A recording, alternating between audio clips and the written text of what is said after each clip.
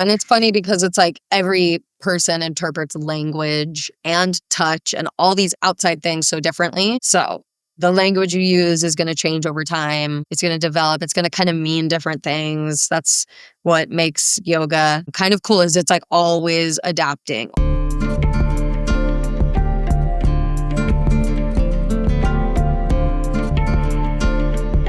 Welcome back to Full-Time Yoga Teacher Podcast. My name is Reika and I'm your host. I hope you're enjoying today, whatever day, wherever you are listening to this podcast from. If you are a brand new listeners, I want to say welcome. Thank you for tuning in. Thank you for trying this podcast out. And if you are a returning listeners, I appreciate you so much for coming back to listen to this podcast again. And if you're new to this podcast, this is Full-Time Yoga Teacher Podcast. I release a new episode every Monday. With most of the time, I interview full-time yoga teachers from across the world to share their journey of how they got to where they are, and also how they are making being a full-time yoga teacher possible. Like, what do they do? How many classes do they teach? What kind of other streams of income do they have? As well as different challenges that they have overcome to be where they are at in their teaching career. I not only interview full-time yoga teachers, but I also interview part-time teachers or teachers who used to be a full-time, who's no longer, or who used to teach yoga but doesn't teach yoga so much anymore. So it's a variety of people that I get to interview. This year, I've been doing a little bit more of this mini series. Beginning of the year, I started the mini series with Olga talking about creative sequencing.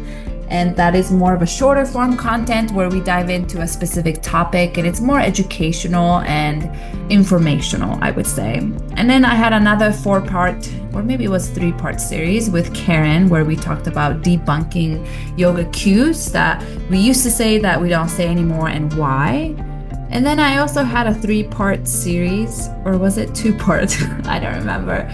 But I brought together other Smart Flow yoga teachers like June, Dre, and Bianca, and we talked about what is Smart Flow and what it's like to teach a Smart Flow yoga classes. So I am kicking off another short 4-part series, this time with Allie G. You probably have listened to Allie G's podcast interview that I did with her at the very beginning of this podcast career. She was one of the first person I interviewed. Me and her have been full-time teaching, kind of like side by side for almost our whole full-time teaching career. So she is somebody that I love talking to. She is so genuine and also funny, and she brings this playfulness and joy to yoga, to the yoga world and her classes that she teach. She also taught handstand workshop for my mentorship program as well. So I love Allie, and I'm so excited that we get to do this 4-part mini series talking about hands-on adjustment or hands-on assist, whichever language you prefer to use. We kind of use it interchangeably in this conversation, but this is another fun topic to talk about and discuss deeper about. So I hope you will enjoy this 4-part mini-series I'm doing with Allie about hands-on assist. Before we get started on today's episode, I want to share that I have a very exciting online Zoom workshop coming up this Saturday. So May 17th of 2025, that's this Saturday, from 2 to 4 p.m. California time. As part of my mentorship program for yoga teachers, I am inviting Ja to teach a 2-hour workshop on Zoom. And he is going to teach a workshop on decolonized history of yoga. We're going to dive into the teachings of yoga through a lens of ancient mystery systems such as Kemet, which is ancient Egypt, Toltecs, and Indus Valley. And he's going to bring in a very different and very necessary perspective on history of yoga that you probably haven't learned in your 200 hours. I'm very excited to have him on and for him to share about this topic that he's been teaching for many years in the teacher trainings program that he is involved in. And we're just so lucky to have him come teach this workshop. So it is obviously free, or it's part of the mentorship program. So if you're in my mentorship program, it's included. But I love to open up the guest teacher workshop to people outside of mentorship. And this workshop is open not only for yoga teachers, but anyone who's interested in learning about decolonized history of yoga. So the workshop is sliding scale from $35 to $45. It's on Zoom. It's Saturday, 2 to 4 p.m. It'll be recorded. So if you cannot be there for any reason, you can still watch the recording if you register for the workshop. But if you can't make it live, I would highly encourage for you to be there live, just so you can be part of the discussions and ask questions to Ja. And we can be in community together to be learning and further educating ourselves in yoga. So that's happening this Saturday. Very, very excited for this workshop. I'll put the link to register for this workshop on my show notes, so go check it out. One more announcement is, you probably already know, I have one room left in my upcoming yoga retreat in Nicaragua that is happening from July 12th through the 19th. It's a week-long retreat, and I call this retreat Ethical Yoga Retreat because part of the money you pay for the retreat will be directly donated to local nonprofit organizations that are doing amazing work in the local community of the area that we are visiting in Nicaragua. And part of the activities that we are going to do in the retreat will be going to go volunteer for these organizations. So this retreat is going to be in such a beautiful, secluded, almost hidden parts of Nicaragua that maybe you haven't heard of or maybe haven't visited yet. And beautiful shala that we get to practice. We get to be right on the ocean, and just so much that this place has to offer in terms of nature and just going back to the roots, I guess, like simplicity and kind of unplugging and practicing yoga every day, which is just so amazing. But that is not it for this ethical yoga retreat. This ethical yoga retreat, we also want to learn about the local culture, learn about the community, interact, and actually have conversations and relationships with people who live in this town. And can we leave a positive impact to the community, to the land that we are visiting? So that is the ethical part of this yoga retreat. So if you have any questions about this retreat, please let me know. But I'll put the link on the show notes for you to go click and check out the website of my retreat. I just have one room left because somebody canceled. So that means this room can be for one or two person to share, or you can have it as a single solo and have this room. So it's completely up to you. So let me know if you're interested and secure your final last spot in this retreat and join us. It's going to be a really fun experience together, a fun adventure together, let's say. So that's it for my announcement for this week. I hope you enjoy this conversation I had with Allie today about hands-on assist or hands-on adjustment, and keep your eyes open for upcoming 3 more episodes coming out on this same topic. If you have any questions, you are welcome to message me, DM me anytime and ask me questions, and I'll speak to you on the other side.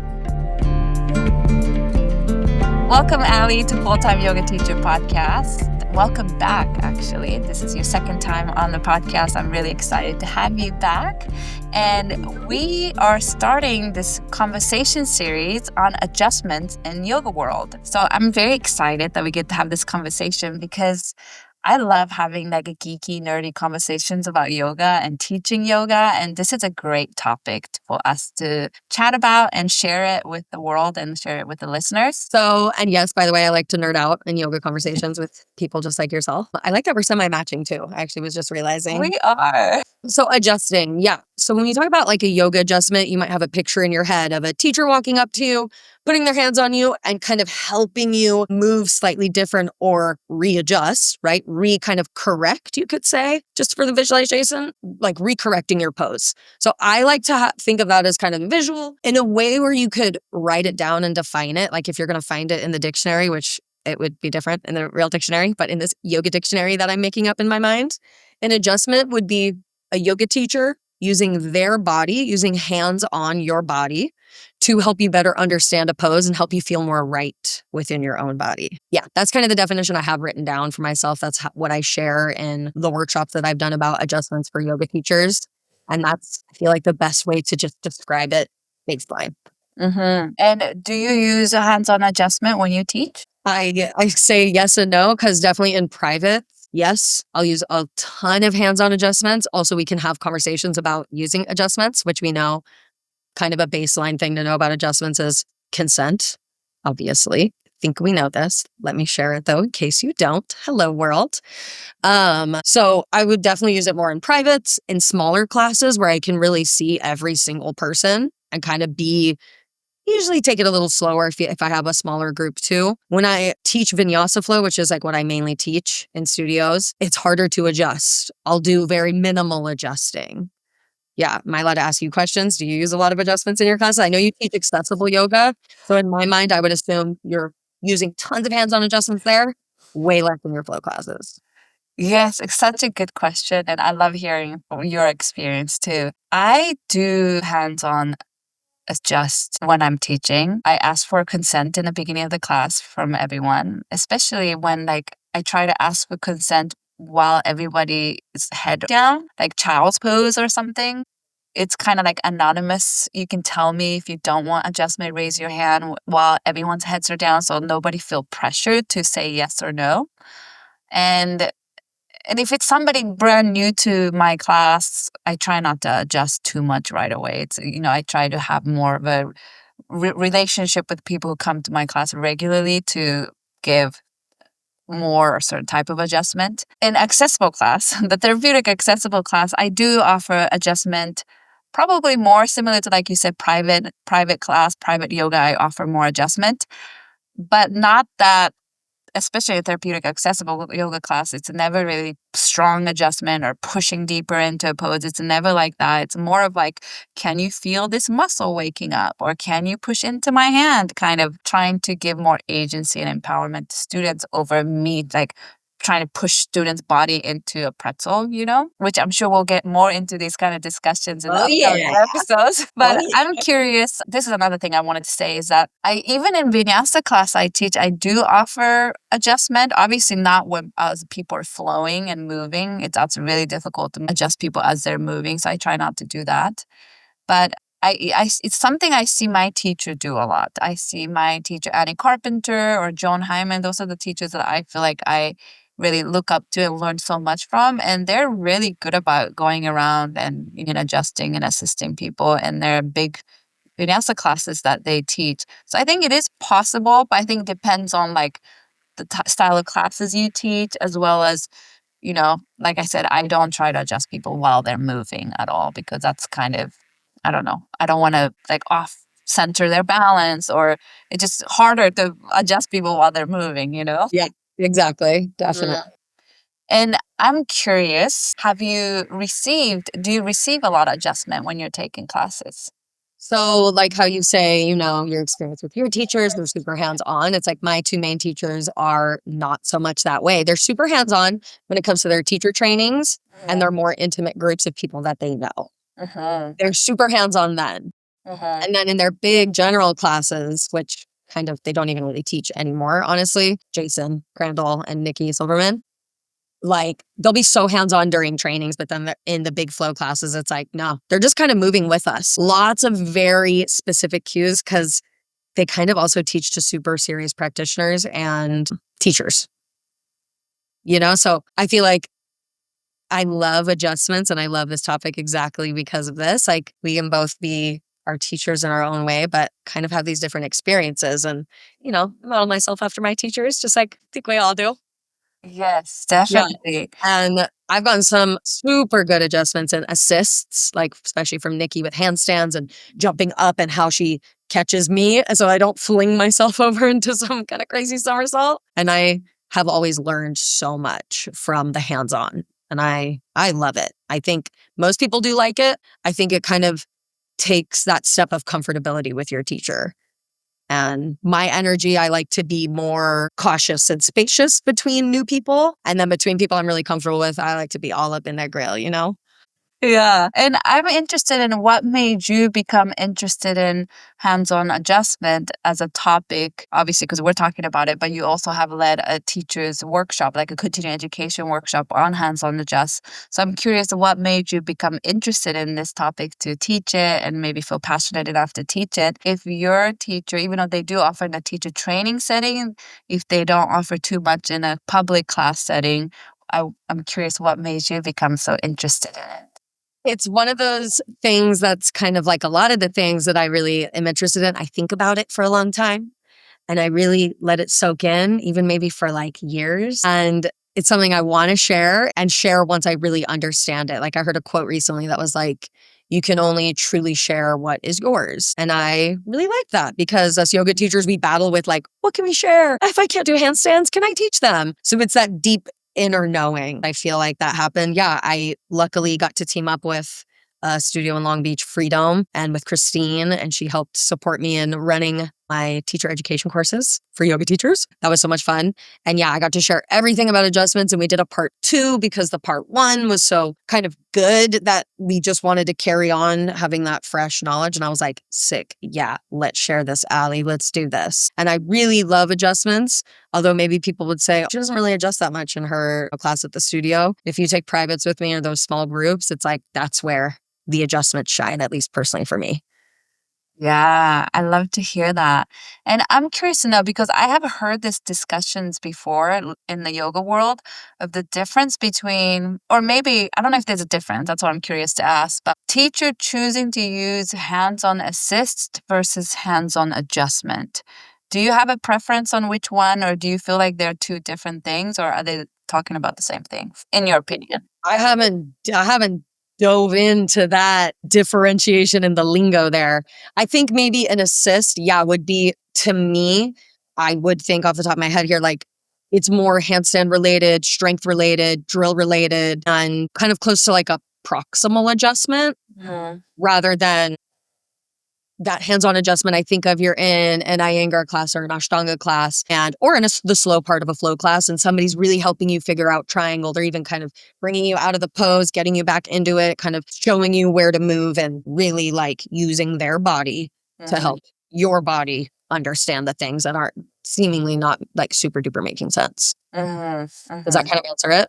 Yeah, I think so. And I think that for me too, I didn't really like distinguish between the two words, hands-on adjustment or hands-on assist, until I heard a podcast where somebody was saying, I don't hands-on adjust, I like to say hands-on assist. And in their perspective was because adjusting someone's body for this person didn't feel like a language that they wanted to use, but they felt good about saying hands-on assist. That definitely resonates because, yeah, hands-on adjustment, it sounds like you're fixing it, correcting it, which I think to an extent you are. And I don't think that's really that big of a deal. Doing it wrong, doing it right. There's really no wrong or right anyways. So correcting it, what you think in your mind, you're making it a little correction. But yeah, okay, we like hands-on assist. Let's take that on. I think adjustment is kind of the blanket word, right? That's what you learn in teacher training usually. Adjustments. Da, da, da. And I think like cueing just goes hand in hand with it too. So just your language as well as your hands. So it's all deep in there. Yeah. No, I find it interesting too. It's kind of similar to word modifications that accessible yoga world is like kind of stepping away from saying this is a modified version of warrior 2 or modified version of tree pose. This is a modifications for this, that. I feel like accessible yoga world is like stepping away from modifications, and now they want to, they want to choose wording like variation options, and this is different ways to do things, not modifications. So but until I heard that, I didn't really see what was wrong with modifications. Maybe it's because English is my second language, but similar with adjustment and assist, I feel like some people could appreciate the word choices, but for some people it might still kind of exactly the same. I don't know. So I guess if you're listening to this, feel free to choose which one you like to use, which one resonate with you. I don't like to ever say like this is the right way to say and this is the wrong way to say. I think it's interesting to kind of hear different options and different discussions that's out there, and then let the listeners make their own decisions on how they want to call it. Yeah, and it's funny because it's like every person interprets language and touch and all these outside things so differently. So the language you use is going to change over time. It's going to develop. It's going to kind of mean different things. That's what makes yoga kind of cool, is it's like always adapting, always adapting. I was just listening to a really cool podcast today that I found somewhere deep on the internet, and it was talking about that. And I was like, yep, hitting the nail on the head with that adapting over time thing. So yeah. So true. Okay, so maybe let's let the listeners know what they can expect in the next upcoming few episodes on adjustment or assisting that they can look forward to. Yeah, okay, cool. Hands-on assisting and adjusting and hands-on helping. So yeah, we wanted to just kind of talk about the definition and just chat a little bit about adjustment. So I think we did that part. Check. We're going to also talk about, which I think we were kind of just ending with, which is nice, like just how adjustments have changed over time, the evolution of it, in modern day yoga, at least. We're going to talk about, what we love, and then we'll spill the tea about, some things that need improvement and, some things that probably have improved as well. And then we'll just talk about like different types of adjusting. So not just hands-on, but different ways to do things that your hands could potentially do. Yes, that sounds all very exciting topics. So if you're interested in us talking about having conversations about adjusting and assisting in yoga, keep your ears open for the next couple episodes coming up. And thank you so much, Allie, and I'll speak to you next week. Okay, yay! Thank you so much for listening to the conversation I had with Allie. It's a nice, short, quick one with lots of fun conversations we had about hands-on assist. So if you have any thoughts on hands-on assist, please let me know. Message me on Instagram at Reika Yoga, or you can message me through my website, which is www.reikayoga.com. I would love to hear about your experience on hands-on assist or hands-on adjustment, any positive or negative experience you had, or your teaching philosophy surrounding hands-on assist. So we'd love to chat deeper about this topic. So any of your experiences, thoughts, philosophy on this topic, feel free to message me. I would love to chat with you. Otherwise, it would mean so much to me if you can rate or star or subscribe or leave a rating or anything you can do on whatever platform you're listening from. That means a lot to me. But most importantly, what is going to be so appreciated is if you could share this podcast episode with somebody you know who might benefit from this podcast. Doesn't have to be specifically this episode. You can share the whole podcast. You can share the different episodes of the past. Please share it with somebody else, your yoga teachers, your yoga friends, your coworkers, whoever it is that you think might also enjoy this podcast. It means the world to me if this podcast can spread more and if I can grow this community. So that is it for now. I hope you have a great rest of your day, and I will speak to you next week. Bye.